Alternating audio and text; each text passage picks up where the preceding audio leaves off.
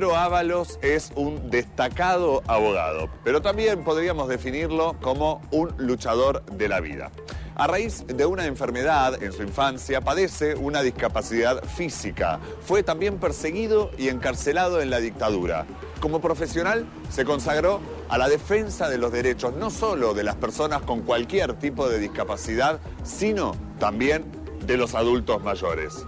Con él dialogará hoy la doctora Alessandra Minichelli para conocer, además de esa historia de vida y de lucha, la realidad de las personas con discapacidad, sus derechos, las deudas desde el Estado, las normas que se cumplen y las que se ignoran, por ejemplo, en relación al transporte, a la educación o a la inclusión laboral. Bienvenidos y bienvenidas una vez más a 40 Minutos.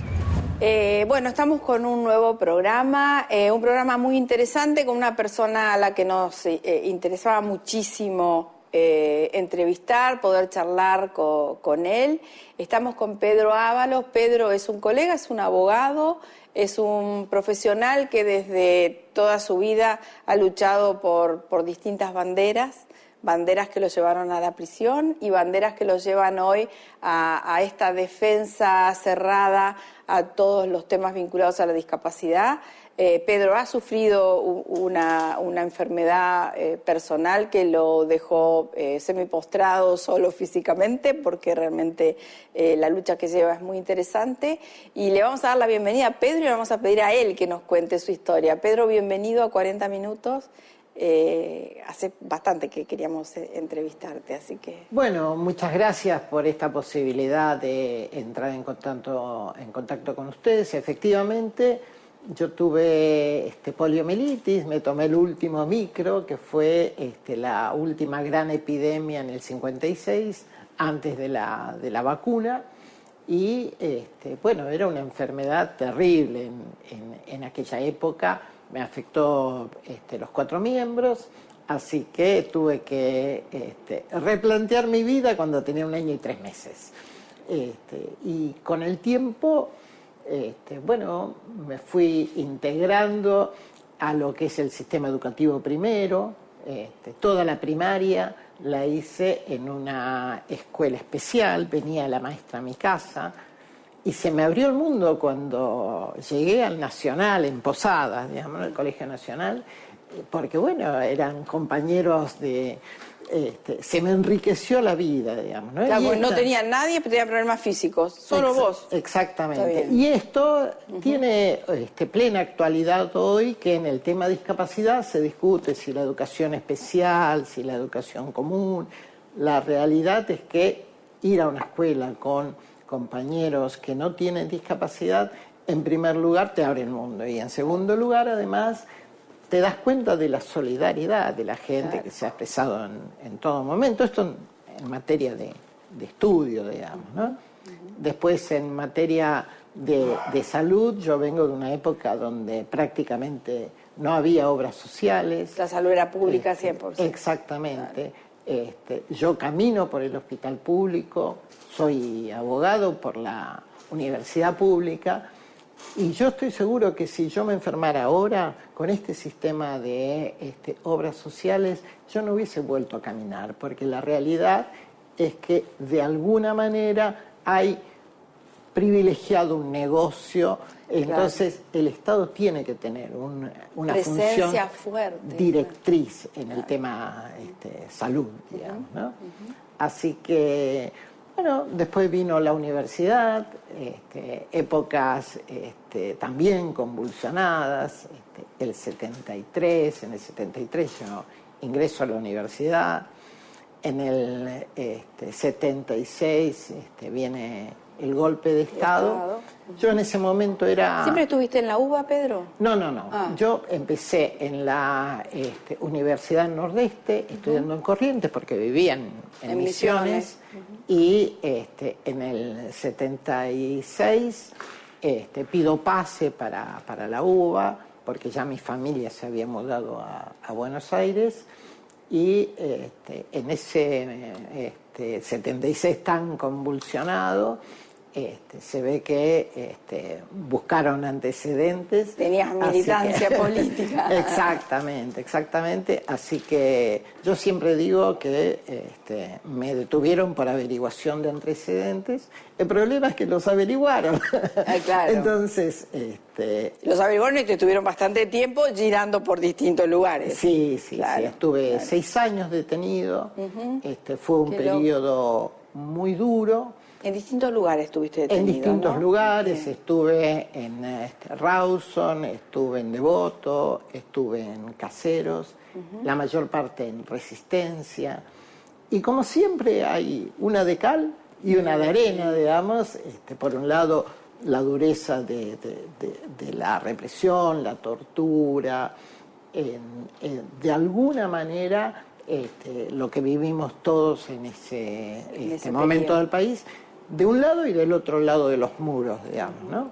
Y por el otro lado, en ese ámbito, que para mí fue muy importante porque yo siempre digo que de la cárcel salí mejor porque pude, merced a la solidaridad de los compañeros y el apoyo, por ejemplo, aprendí a caminar sin aparato porque la necesidad hace que de alguna manera me obligaba a prescindir de los aparatos ortopédicos, unos pocos pasos, pero lo elemental como para solucionar lo cotidiano en un ambiente de tanto encierro, digamos, ¿no? Claro.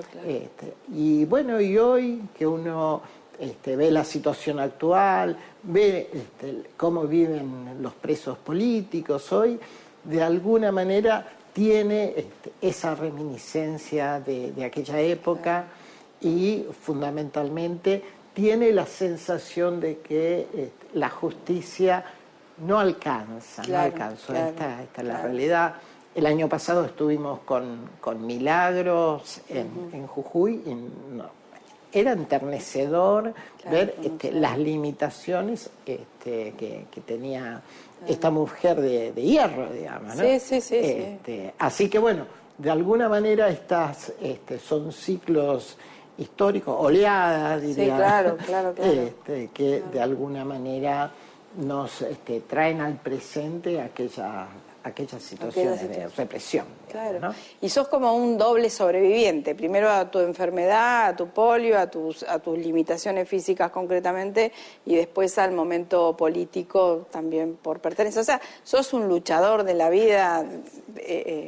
La mitad de mis compañeros de facultad en Corrientes o está muerto o desaparecido. Digamos, ¿no? Así o de poder contarlo también es Y bueno, lo mío también formó parte de una oleada propia de la época. En ese momento desapareció Poblete, que es un compañero que se desplazaba en silla de ruedas, que impulsó la primera ley de discapacidad en nuestro país. Y bueno, en el 77 se lo llevaron a él, a su esposa, a su hija, así que realmente es una... como son ciclos donde, bueno, nos alcanzaron algunos en el norte, a otros en el sur. En distintos lugares. Y con el tiempo, mira lo que son las cosas, el juicio de apropiación de la hija de Poblete es el que planteó Kirchner para la revisión del tema de la obediencia debida, digamos, ¿no? Entonces, una vez más, esta presencia de estos compañeros que dieron su vida por la inclusión de las personas con discapacidad, ya en aquella época, digamos, ¿no? Y vos ves que las sucesivas leyes de discapacidad fueron realmente evolucionando, olvídate del último periodo en el que hubo un retroceso infernal, pero ¿vos crees que las distintas leyes fueron cubriendo realmente las demandas que tenía la persona con discapacidad o ves que fueron como parches? Esta mirada tuya me interesa. Un punto de quiebre fue la sanción de la Convención Internacional de los Derechos de las Personas con Discapacidad en el 2006. En el 2008 nuestro país adhirió a la convención y eso de alguna manera orientó hacia dónde seguir y cuál era el camino. Falta muchísimo porque es un proceso de armonización legislativa paulatino. La diferencia entre el 2015 para acá y el 2015 para atrás es que nosotros luchábamos por que de alguna manera se adaptara la legislación y las prácticas a la convención. Hoy nosotros estamos terminando este periodo de 4 años de resistencia donde el objetivo era lograr que no nos recortaran los derechos. Así claro. Que con la nueva etapa que se abre esperamos reiniciar esta lucha por la inclusión, avanzando en una legislación que todavía tiene rémoras del siglo pasado. Si querés acceder a los mejores contenidos, entrevistas, informes y novedades sobre responsabilidad social, conectate a www.responsabilidadsocial.tv. Ya salió Fonres RS, revista mensual dedicada a la responsabilidad social empresaria. En este número, desinformar. Las nuevas formas de la difusión exigen un replanteo de las reglas de la comunicación. Fake News, estrellas de la época, con la editorial de la doctora Alessandra Minichelli, donde se pregunta: ¿existe hoy una ruptura unilateral del compromiso con informar y difundir con veracidad? Y como siempre, los mejores contenidos socialmente responsables. Fonres RS. Conseguila en nuestra página web www.fonres.com y recibila de manera gratuita todos los meses en tu mail.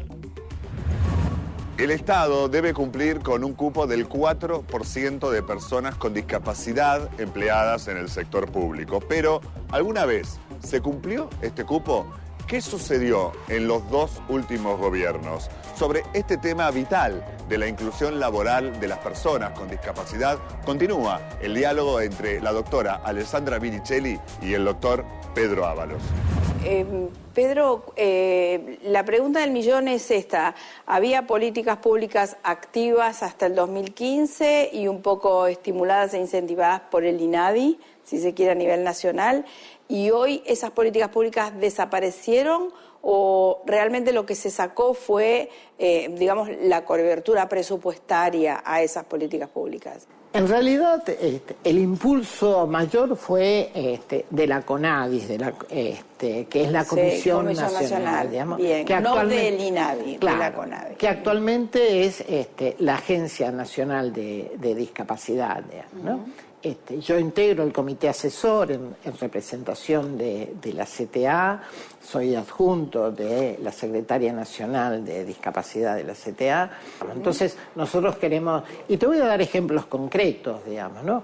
El tema de la inclusión laboral de las personas con discapacidad, el Estado tiene la obligación de incorporar un mínimo del 4%. Claro, el cupo de personas con discapacidad. Sí. En el sector público. En el sector público. El sector privado también tiene. No, tiene. ¿Por convenio colectivo? No, tiene obligación aquella empresa que se postula para algún tipo de servicios públicos. Para ser proveedor del Estado. Entonces, en esa época, Cristina nos dio en el 2010 el arma del siglo XXI, que es la información. Claro. Porque cada 6 meses se publica la cantidad de gente que trabaja en el Estado en cumplimiento de esta obligación estatal, digamos, ¿no? Entre el 2010 y el 2015, la cantidad de personas trabajando en el Estado se triplicó, fue avanzando hasta llegar al 0,98%. Estamos lejísimos del cupo, pero había un proceso de progresividad en cuanto a la incorporación. Sostenido.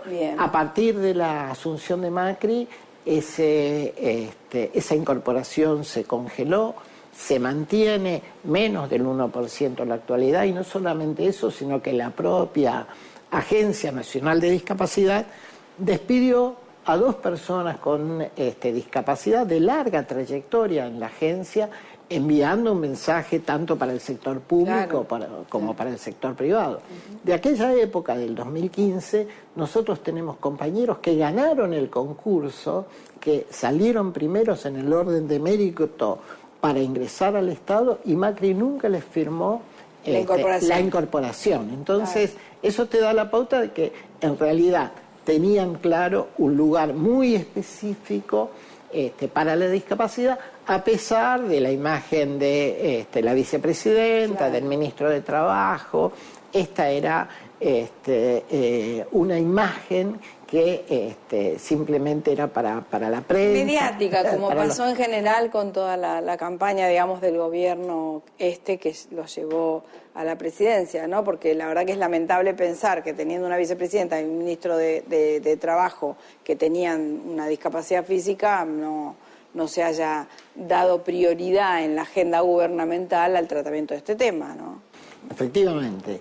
Y además, vos tenés en todas las realidades, por ejemplo, nosotros tenemos la posibilidad de ejecutar lo que se llama ley de cheque, que son multas a los cheques mal emitidos.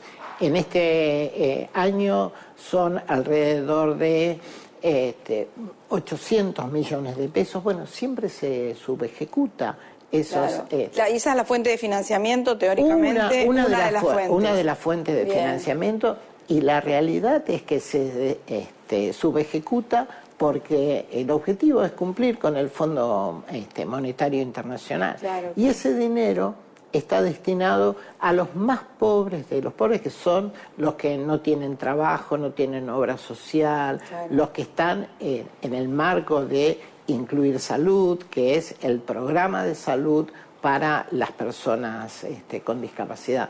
O sea que es criminal. Sí, claro. Vos tenés... Sí, es condenarlos a que no tengan ningún tipo de asistencia. Una silla de ruedas, y vos ves que la plata está y que la plata no se está ejecutando, digamos, ¿no? Claro. Eso en el marco de de las personas que están en ese extremo de la situación. Vamos a hacer una marcha ahí a Rivadavia al 800 para reclamar de Incluir Salud que mejoren las prestaciones, porque es dinero que le sacan a la propia persona que recibe la pensión y que después no lo aplican.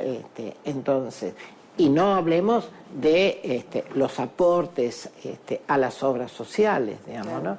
El gobierno de Macri en el año 2016 tomó $1.000 millones de los fondos destinados a la salud y a la educación de las personas con discapacidad y los destinó a bonos del 2020. Esto está en un decreto, el decreto 908, cualquier persona lo puede buscar en Google. El artículo 7º dice que se destinan esos recursos a bonos 2020. ¿Cuál es el resultado?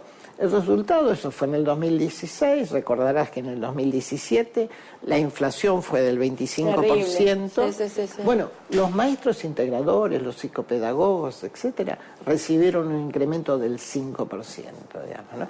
Y con la inflación del 2018, que recordarás que fue del 47%, estos profesionales, los maestros, etcétera, recibieron entre un 8 y un 11%. Nada. Entonces, ¿cuál es el resultado? El resultado es que no conseguís maestros integradores, psicopedagogos, etcétera. ¿Y cuál es la causa? Y cambiaron sillas de rueda por la bicicleta financiera. Claro, eso es muy gráfico. Entonces, esta es uno de los principales reclamos que nosotros le hacemos a este gobierno que se va. Antes que se vaya, queremos que nos devuelvan los $1.000 millones que financian la salud y la educación de nuestros chicos, de las personas con discapacidad. Para poder poner esos temas de vuelta ante el nuevo gobierno. Y Yo estaba viendo en tus antecedentes, que son múltiples, muy variados, en tu pertenencia a este tipo de organizaciones de lucha contra los temas de la discapacidad, que vos estás, digamos, militando en un movimiento que se llama ciudades inclusivas, ciudades sostenibles, ciudades accesibles. Sí. Y la pelea es por la accesibilidad en la vía pública. Contanos un poco quiénes la integran, cómo... Para nosotros lo fundamental es de alguna manera que se nos permita vivir la vida. Y esto significa que nosotros podamos acceder al trabajo, que podamos acceder a los medios de transporte, que podemos... Entonces, en su oportunidad... Supera una cuestión de infraestructura edilicia, digamos, o de infraestructura urbana. Exactamente. Bien. Y en su oportunidad fuimos sumando distintas organizaciones dedicadas a distintas especialidades. Yo soy vicepresidente de la Confederación de Jubilados, Retirados, Pensionados y Adultos Mayores. El 70% de las personas con discapacidad tiene más de 60 años, así que es un tema que a nosotros nos preocupa mucho.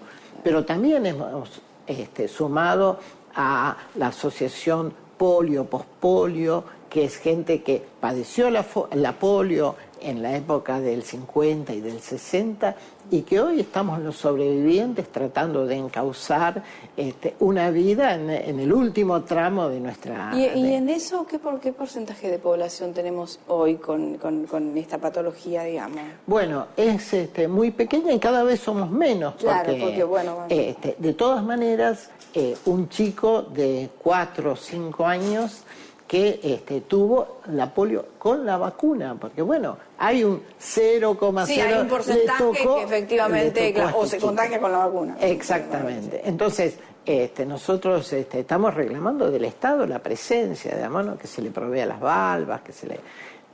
ese es el contexto...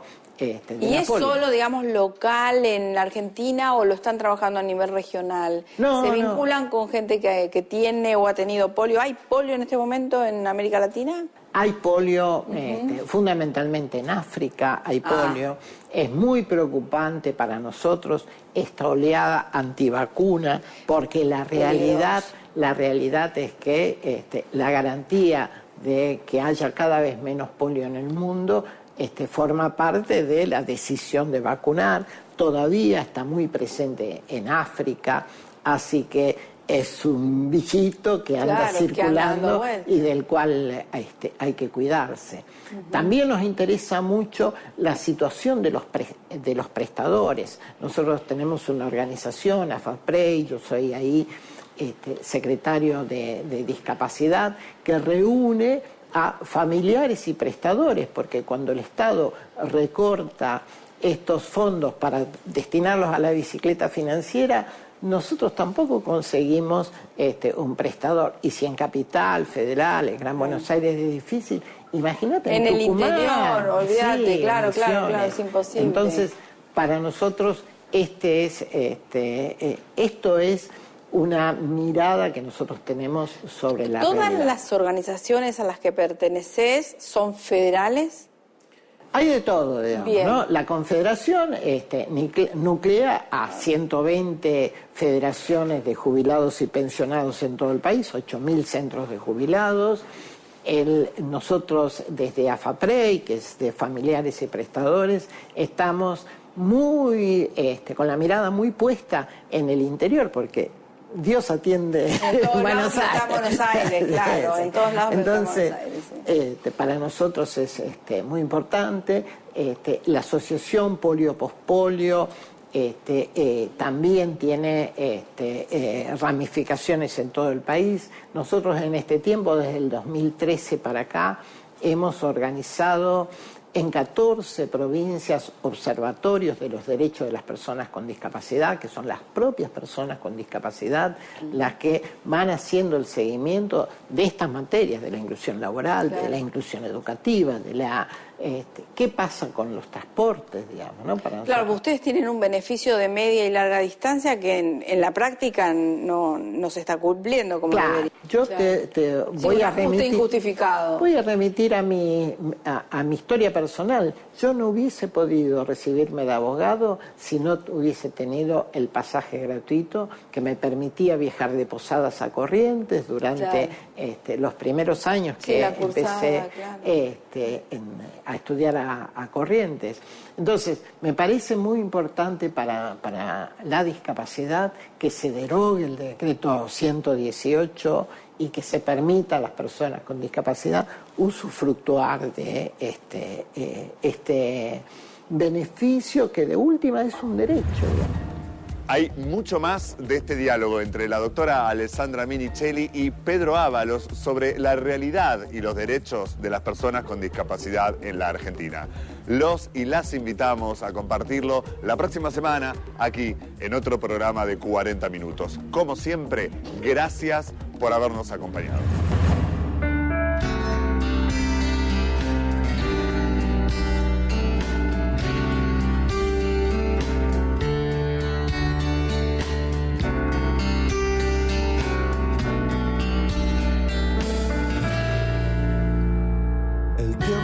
Pasando y nos fuimos conociendo, amabas y sufrías con